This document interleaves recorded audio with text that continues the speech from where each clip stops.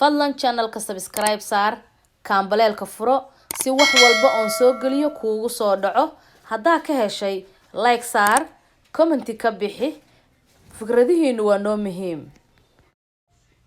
wixii talo iyo tusaale ah nagala soo xiriira ciwaanada meesha ku qoran. السلام عليكم ورحمة الله وبركاته. أما وحن سلام يا أمة الصوماليات أفك الصومالي كاكو هذا الشيء إيو انتي كلو هادو قد بين كدان أو مسلمة ولا عليال أنا وحي يقول عي حنون كان هرقب عمل أهم بانرق مركي وقاتي isbitaalka markaan dhakhtarka jibiga u tagay wuxuu igu dhahaynaa bax gurigaaga aad oo biyo badan cab. ilaahay baaba iga indhasaabay daawo ima aysiin. anigu markaas aad baan xanuunsanayay, qufac, qandho, codka oo iga xiran, dhuunta oo ikala go-an, hawl cajiiba ay haysay. markaas waxaan ku carwisaaday inaan bal waxaa maxay hayto naturaalka ah wax ka isticmaalo. waa liindhanaantaa xabad maahayna haaf baan kala gooyey. horta hor iyo abaato biyo baan dabka saartay kulul. biyihii waa ii karkareen, baaquli baan ku shubay. liindhanaanta haafkeed oo macaaqubkeeda qabta baan inta dhaqay, jarjaray oo ku riday. xoogaaga xabad sawdada ah baan ku daray. waxaan kaloo ku daray intaa yartaa oo sinjibiisha oo anqubka ka diiray.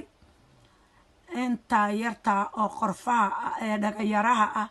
dhagayaraha kan waa mid shiidan oo aan shiitay, laakiin isagoo 2 xabba haddaad nool haysatidna 2 xabba ku darso. haddii kalena isagoo shiidan oo keliya haddaa haystay intaa oo yar uga darso. qaadada waxaa kaloo la dhex yaala xabad yar oo malmalah qofkii haysta. toonta 2 xaboo toonta ah, xabad oranji ah oo qubkeeda wadataa inta dhaqay jarjaray biyihii kululaa intaa iskula daray. qaado malab ah baan ku daray. intaa markaan isku daray oo biyihii saa u karayaan, koobka lagu shiito qudradda baan ku shiiday. biyo markaa 2 koob dhan bay ahaayeen. waan ku shiiday.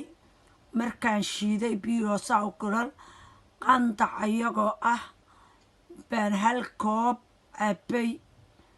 markaan cabbay orod baa isku soo taabtay. sariirtaydii baan tegay, waa isku duuba. gogashii baan dusha iska saaray. markaan iska saaray, allaha subxaanahu watacaalaa jirkayga wax alla wixii biyo mindhaa ku jiray ama bakteriya ku jiray ayaa buuxsamay. sariirtaan ku jiifay waa buuxsantay. anigii war iskama hayo, waan dhacay. walaa qandho walaa qufac walaa midna. saastaanba u dhacayba salaadii duhur iyo tii casar tii maqrib baan dabayaaqadeedii ku kacay. waxaana i kiciyey biyihii jirkayga ka baxay baa igu qaboobay. waan soo booday. markaan soo booday waxaan arkay anigii oo qoyay. waan yaabay. yaa biyaa kugu shubay korkaygii, dharkaygii, sariirtii, meel walba waxaan qabaan iska dhigay. waan weesaystay maqribkii degdeg. waan qufacay.